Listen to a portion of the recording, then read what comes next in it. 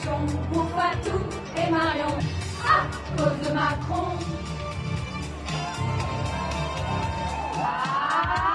C'est de la faute de Macron et sa team, si c'est surtout les femmes qui crient. APL, chômage, les plus précaires, c'est les femmes d'aujourd'hui comme d'hier.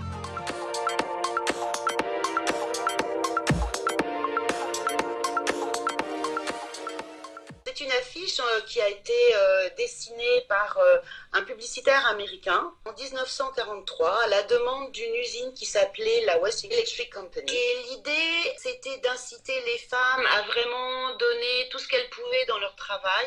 Les hommes étaient partis combattre et l'idée, c'était allez-y, bossez, il faut y aller, il faut soutenir l'effort de guerre. Et c'est pour ça que le slogan est We can do it. Et c'était pas féministe, hein, c'était pas pour dire aux femmes vous êtes nos égales et vous allez travailler ensuite encore après la guerre. Hein. Pas du tout, du tout. C'était plus l'idée de leur dire travaillez beaucoup. She's a part of the assembly line. She's making history, working for victory. Rosie, the riveter. Les féministes américaines vont les premières s'en saisir. En gros, ensuite, on la retrouve en Grande-Bretagne, etc. Et puis chez nous, ça va être un peu plus tardif avec Internet. Et là, elle va petit à petit se diffuser, être transformée, devenir ce qu'on appelle un mème.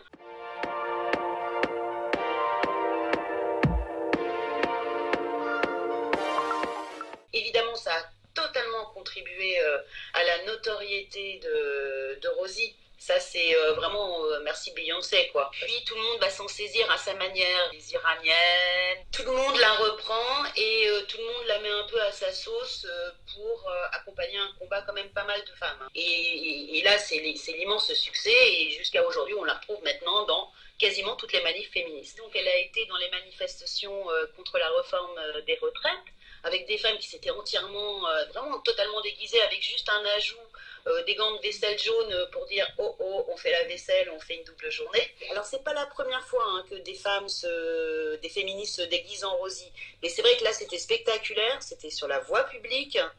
Moi j'y étais quand elles ont défilé, qu'elles ont fait leur chorégraphie, les gens applaudissaient dans la rue. Je pense qu'il y avait un désir d'avoir une icône.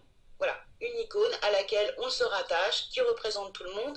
Et c'est vrai qu'elle est incroyablement moderne, cette affiche. Pour quelqu'un qui est né en 1943, c'est tout à fait incroyable.